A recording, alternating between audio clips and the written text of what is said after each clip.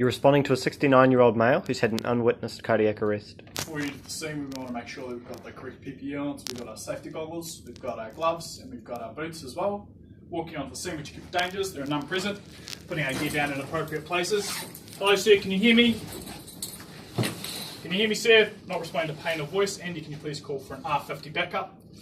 Comms to AUT, request R50. Checking the airway. Andy, can you please... Roger, check the R50, monitor? 7 minutes out. Roger that. No Backups. obstructions in the airway. Checking for breathing for 10 seconds. Can you please put on the pads, Andy, and turn on the monitor to manual mode and set it to 360 joules. No breathing for 10 seconds, so I'm going to start compressions. Cool. And Andy, charge me. Charging. Come around the back of me, Andy. And you're going to take over compressions now. Yep.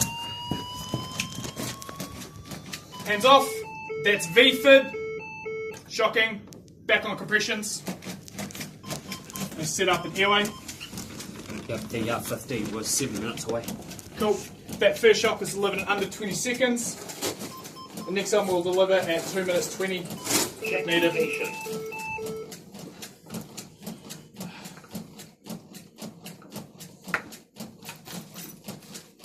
Cool. Inserting an LMA. Attaching up that valve mask. Cool. And you're going to do 2 breaths to check pneumothoraxes. Hands off. Good bilateral chest rise. Back on. Good bilateral chest rise of our patient. Now going to check the oxygen. 15 litres per minute. And continue setting up my airway. Attaching an ECO2. Get in tidal volume. Cobbs connector. It's my BVM. We're going to ventilate once every 10 compressions as set out by metronome. Perfect. We're doing that on the recoil. So we can continue like this until 2 minutes 10. Okay. The patient is in a warm room. Okay, so I'm starting to think that hypothermia might not be a cause. Hypoxia we're treating right now with oxygen set to 15 litres per minute and our good ventilations.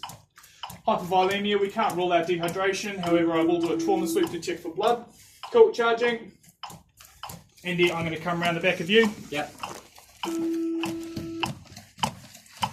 And to the front, Andy. That's VT, shock the patient. Shocking now, stand back. And back on for continuous compressions. Andy, can you please do ventilations for me? Yep.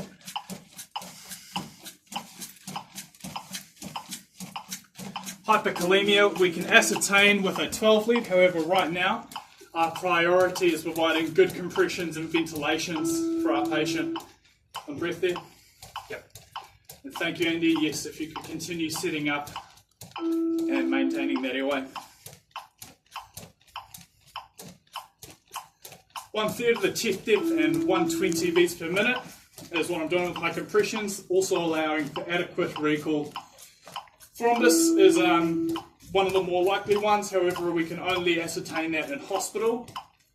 Tamponade, we can't rule out tamponade from other causes such as infection. We're going to shock again at 4 minutes 20. Okay, right now it's 3:20. Okay, were there any other bystanders who witnessed this arrest? There was no other bystanders. So it's hard to gain a patient history for this patient. However, that could be nice to help ascertain what this patient has, what events prior occurred. So this patient has arrested. What's the time there, Andy? That's coming up 3:50. 3:50. At 4 minutes 10 seconds, I'd like you to charge and then get behind me, Andy, as we'll swap again. Yep, that's 4 minutes 10. 4 minutes 10, yep. Yep, just gone 4 minutes. Perfect.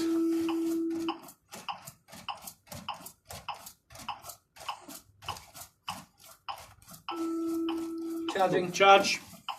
And Andy, if you hop around the back of me. Ready. Cool. That's asystole, dump shock, back on compression straight away. Cool. I'm now going to do a blood trauma sweep. Check for blood. No softness of the head. Work my way down the patient's arm. No rigidity or anything abnormal in the abdomen. Pelvis is normal. No bilateral femur fractures. So I don't think that internal bleeding is playing a part here. Perfect. I can't see any bruising around the chest, so commodus cordis and any other trauma to their area I don't think is playing a part. However, ribs have been fractured during good compressions from Andy. Hydrogen ions is quite easy to ascertain right now. However, once we've maintained and stabilised this patient, we can look further into that. However, most likely this will be done in a hospital environment. Again, hyperkalemia. We will do a 12 lead on that if we can get this patient back, so we don't have to focus on doing compressions and ventilations for them. Thrombus, probably looking like the most likely cause. However, we can't be certain until we've stabilised our patient. We're going to continue doing compressions, and we're going to continue our ventilations until backup comes.